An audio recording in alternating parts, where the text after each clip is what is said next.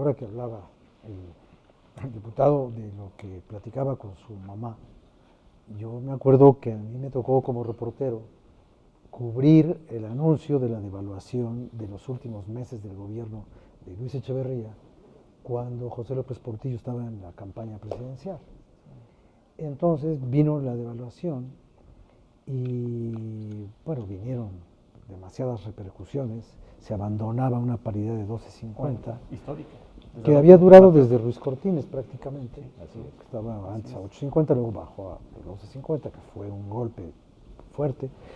Y bueno, se abandonaba esa paridad y se buscaban muchas explicaciones que sonaban exactamente igual que las de ahora. Igual, el fomento de la exportación, lo competitivo del mercado, el provecho para el turismo, en fin, todo el mundo, ¿verdad? Incluso en la antigua Cámara de Diputados se aplaudieron las medidas emergentes del señor presidente de la República y le aplaudieron la devaluación. Bueno, en aquel tiempo todo se aplaudía. Hoy todo se analiza, todo se debate, todo se discute, todo se cuestiona, lo cual le da otro matiz a la discusión. Pero era la campaña de López Portillo y tenía un lema de campaña que no decía nada, como todos los lemas de campaña que no dicen nada, ¿no? La solución somos todos. Y la gente le tachaba y le ponía la devaluación somos todos. Y se quedó el lema popular por encima del lema oficial.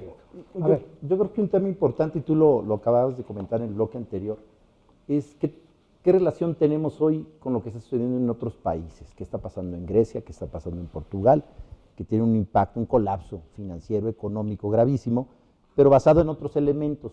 Creo que no aplica el ejemplo de manera muy clara con México, porque allí había otro tipo o se dio otro tipo de situaciones.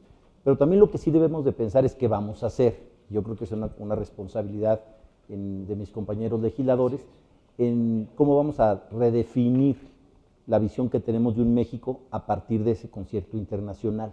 Nuestra agenda de coyuntura, nuestra agenda reactiva muchas veces nos ha generado pues tener que buscar estructurar políticas públicas o acompañarlas con legislaciones de manera reactiva.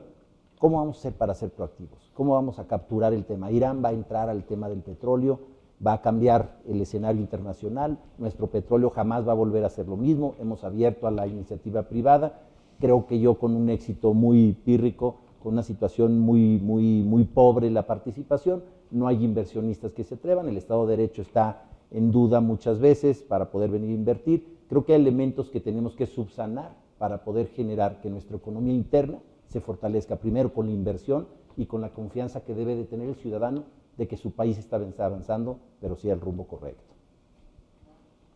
¿Quién faltaba? Como digan, adelante. Para concluir ya. No, la parte que le toca nada más. Lo han dicho. ¿Cómo medimos la viabilidad de nuestra economía con la calidad de vida? Lo dijo el diputado. ¿Sí? Su señora madre no vivía en las mismas condiciones que vive hoy, lo entiende mejor, porque escucha todos los mensajes de política económica del país, pero no vivía en las mismas condiciones, la calidad de vida era diferente. De un tipo de cambio de 12.50, pasar ahora a 20 pesos el tipo de cambio, ¿sí? Es una depreciación muy fuerte en pocos años. Y a ello le agregamos que ya no tenemos Pemex, ya no tenemos CFE, el campo está devastado. O sea, son condiciones estructurales diferentes que nos llaman y nos alertan de que la economía va en decadencia si no implementamos políticas que nos lleven a recuperar la estructura económica nacional, recuperar la calidad de vida, ¿sí? Y que la calidad de vida es calidad de servicios, y eso no lo vamos a lograr si no implementamos políticas de fondo. Fuga de capitales, no hablamos de fuga de capitales. La fuga de capitales es real y es fuerte en nuestro país. ¿Sí? No hablamos del grado una de fuga de importación. utilidades de capitales. No llamamos utilidades capitales, hay una fuga real de dinero del país que no se dice, no se anuncia. Dice hasta dónde se van la inyección que hace el Banco de México de 200 millones de dólares al día. Hay días que inyecta 400. ¿A dónde se va? A la especulación. ¿Quién los compra? El ciudadano de a pie no compra dólares. También para el pago de deuda. Compra el banco, ¿sí? Compran las casas de cambio. ¿Sí? Entonces, ¿quién está especulando con esta crisis también? Si no transparentamos el manejo del recurso público y de las reservas internacionales, o las reservas nacionales, perdón, no vamos a transparentar una solución. Yo creo que estamos a tiempo de hacer cosas. Diputado, dice una ley económica, que yo no sé dónde la leí, que creo que se la leía el filósofo de Güemes, ¿no? Que es como, Sí. como Adam Smith y Carlos Marx juntos. Light. Pero cuando alguien pierde, alguien gana. Claro. Es correcto. No. Así es. Y Entonces, aquí bueno, pierde la gente. alguien ha perdido algo en esta crisis. ¿Vale llamarla crisis o vale llamarla estructura operante de acuerdo con sus características tradicionales? ¿O es una crisis? Bueno, si alguien ha perdido, alguien ha ganado. Claro. Eso es cierto. Y es que la única solución que está en manos de nosotros, en control de nosotros, es fortalecer el mercado interno. Coincido con lo que dice el diputado, la gente no ve en el poder adquisitivo. Menciona el diputado a su mamá, podemos ir con otras, a lo mejor nos van a regañar otras, mamás no, pero a lo que voy al final del día es, hay que fortalecer el mercado interno. Un ejemplo, 64 billones de pesos es el Programa Nacional de Infraestructura. De eso quítale el 40% porque son inversiones petroleras. El resto es infraestructura nacional, soberana, de este país, de los impuestos de los mexicanos. Démosle a los mexicanos esas obras y fortalezcamos el mercado interno, mientras allá afuera sigue un problema que no podemos controlar. Nosotros presentamos una iniciativa en ese sentido, fortalezcamos este mercado, porque si seguimos tratando de obtener soluciones que vengan del exterior, esto no se va a resolver. Lo tenemos que resolver nosotros y me parece que la Cámara de Diputados tiene una gran oportunidad de poder legislar cosas que ayuden a la economía y superemos el estancamiento. ¿Así podría usted combinar los dos intereses? Claro, tiene que hacerse Porque, ambos. por ejemplo, estamos viendo el auge de una empresa constructora española metida en muchos problemas de legalidad y de moralidad y de transparencia, pero estamos viendo que junto a estos señores que venden y venden y venden y venden y tienen ingresos por peajes hasta dentro de 30 años, por otro lado estamos viendo cómo truena la ICA. ¿Será que truena porque no tiene obra? Si no la tiene la ICA, la tiene otro. Claro. Y Como dice la otra, estamos matando un mercado como mexicano. dice la otra ley, lo que uno pierde, otro se lo encuentra. Claro. Sin embargo, el análisis tiene que ser mucho más profundo que hacerlo tan simplista. Es decir, ¿hay que fortalecer el mercado interno? Sí. ¿Hay una crisis? Sí, pero internacional. Los precios del petróleo se tienen que recuperar porque el efecto de la caída de los precios no es solo para México, es para muchos países y no todos lo van a aguantar. Eso se va a recuperar. Pero nuestra atención tiene que atender, además de las políticas públicas, también tenemos que ver que el ejercicio del gasto llegue a donde debe llegar. Y eso también lo podemos hacer nosotros en el Congreso.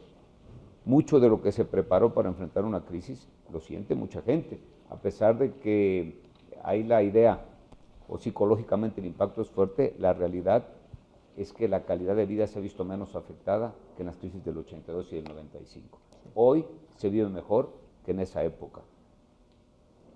Hemos crecido demográficamente muy fuerte y la economía quizás no de esa manera, también hay que atender el tema demográfico. Hay mucho por hacer, pero no creo que sea solo un factor, no creo que sea solo que crezca el mercado interno, fortalecer el mercado interno. Es mucho más que eso, porque además en un mundo globalizado cada vez dependemos más de la economía internacional. También hay que prepararnos para el futuro. Pero parece que estamos sentados buscando justificar y no tanto buscar una respuesta. Absolutamente nada. O sea, yo entiendo que hoy posiblemente estemos mejor que como estábamos en los años 80 y que el impacto fue diferente. Y yo también recuerdo haberle preguntado a mi papá alguna vez y decía, bueno, pero no es el negocio, lo tuvimos que vender, por lo que quedaba de él, por la afectación que tuvimos. Me queda claro que son circunstancias diferentes, coyunturas también que son diferentes. Algunas hoy discutimos que tendrán que ver con lo que sí podemos nosotros hacer y otras con lo que nosotros tenemos que entender macroeconómicamente para hacer políticas públicas que vayan alineadas al crecimiento internacional. Evidentemente hay un impacto, no lo podemos negar. Que no son fáciles ni inmediatas. ¿Qué sí podemos hacer? Pues el discurso es muy sencillo, fortalecer el mercado interno, fortalecer el campo, fortalecer la industria. Hoy precisamente en el Pleno hablaremos del desarrollo que tenemos económico y sobre todo cómo facilitar con nuevas legislaciones la generación de las MIPYMES famosas, la estructura que mueve este país, que está totalmente agraviado y colapsado. Aquí tendríamos que regresarnos y decir, efectivamente, las reformas que se generaron se alinearon con lo que queremos como país, o somos hoy producto de la mala instrumentación de políticas públicas y en donde pues definitivamente no estamos aterrizando donde pensábamos aterrizar. A mí me sorprendió que el gobernador del Banco de México hoy sí como quisiera una cara de preocupación y hace 2 meses no. Y cuando se contradicen las declaraciones del secretario de Hacienda y cuando después sale el gobernador y dice, bueno, creo que va a haber un poco más de turbulencia. El creo que va a haber un poco más no lo teníamos previsto. Y si no lo teníamos previsto, ¿qué sí tenemos previsto para que este país pueda generar desarrollo y una mejor calidad de vida, como dice mi compañero diputado? Porque al final el ciudadano, como nuestras madres y padres, lo único que quieren es vivir un poquito mejor. Pues a fin de cuentas lo único que queda muy claro es que hoy estamos los mexicanos un poco como los habitantes de las costas cuando ya vinieron los vientos previos de un huracán.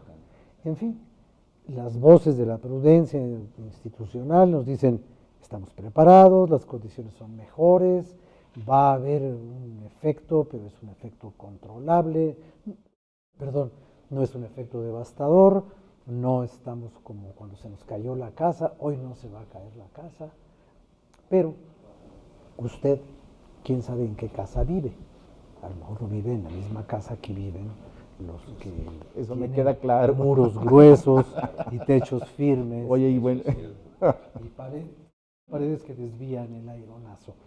Pero en fin, usted ha escuchado los puntos de vista, creo yo que queda una constante en lo que todos han dicho, que es, hay tiempo para modificar algunas cosas que son necesarias y darle a la economía mexicana una fortaleza, no solo en el término macro, sino también en la economía cotidiana, la economía de todos los días.